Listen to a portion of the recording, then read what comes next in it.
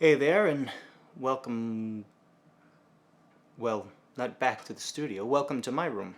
I am about 6.5 weeks out after having a major hip resurfacing surgery that required a trip to Seattle. Today I want to talk to you about my Lexicon 300. It's an M300, so it's the front panel version. I recently got a LARC. What I discovered in the process is that you can't both use the remote and the front panel, but I did purchase the gal chips and can switch it over to the 300L. The only difference is that when you put it on, it'll say LARC operation only on the screen, and then I'll have to work from the remote.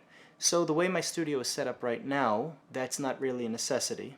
Everything is at arm's reach comfortably, but I decided to get it ready for, let's say, a future move where maybe I would have to rearrange different things. The LARC remote can be powered by an external power supply, or it can be powered right down the DB9 cable. The way I see it, why have two wires when you could have one? If you were to integrate a LARC remote into your current Lexicon 300 system and it doesn't already provide power down the DB9 cable, how you can make a small modification to the machine so that you would be able to power the LARC directly from the M300 without needing an external power supply. So this is what you do. In order to power the DB9 cable to provide power to the LARC remote, you have to tap some of the power from either capacitor 20 or capacitor 18 in the power supply unit. They are wired in parallel, so you can choose either one. The positive pin of C18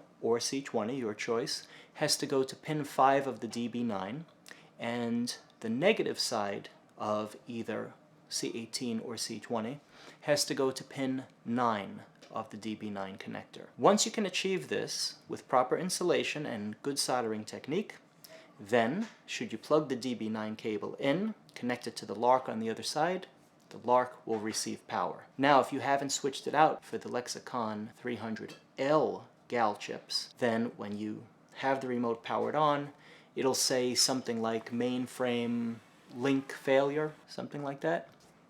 Take a look over here and it'll show you what it says. Put a picture up.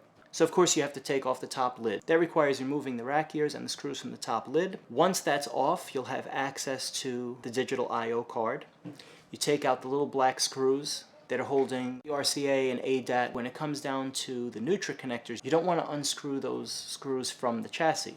What you want to do is there'll be a fourth hole on the female connector, and there'll be a little hole on the male connector. You stick a little flathead screwdriver in there, you turn it to the left on each one, and then you push, the whole card will come out. I'll post a link here to where you can take a look at the technical drawing and understand what I'm talking about. Once the card is out, you'll see the DB9 connector underneath. Now, here's the next tricky part. There'll be a ribbon cable, and the whole thing will look sealed. So you say, okay, well now how do I attach it? So obviously there'll be contacts on the PCB that correspond to the pins on the DB9, which would be connected through the ribbon cable. So now you take a digital multimeter and you check different pins of the DB9 and see where it connects on the board. My digital multimeter does not fit inside of the DB9 socket, so what I did was put a paper clip in there to make the contact, and then use the digital multimeter, touch the paper clip, and with the other side I probed around on the PCB with the power off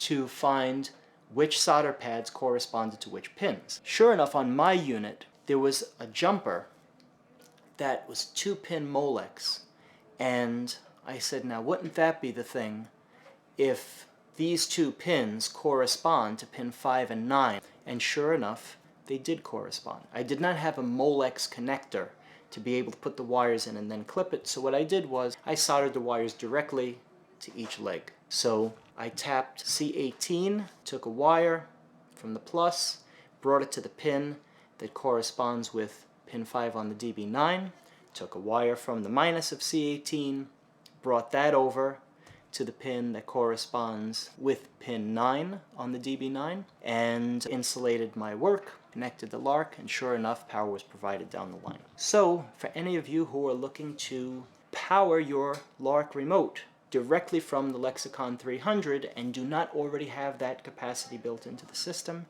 that's the way to go. Just be advised that when you do replace the chips, your saved programs will be erased, so you want to back those up so you can put them back on. And you will no longer be able to operate the Lexicon 300 from the front panel. It will be LARC operation only. However, if you ever wanted to change it back, all you'd have to do, put the M300 chip back in, and then reload your presets via sysxdump using MIDI-aux or some program similar to that. Of course, if you have a Lexicon 300, this thing has got to be running on version 3.50 because the functionality you gain with that is almost like buying an entirely different machine. That is a massive and essential upgrade to get the most out of this machine. Okay, so I hope that was helpful for you.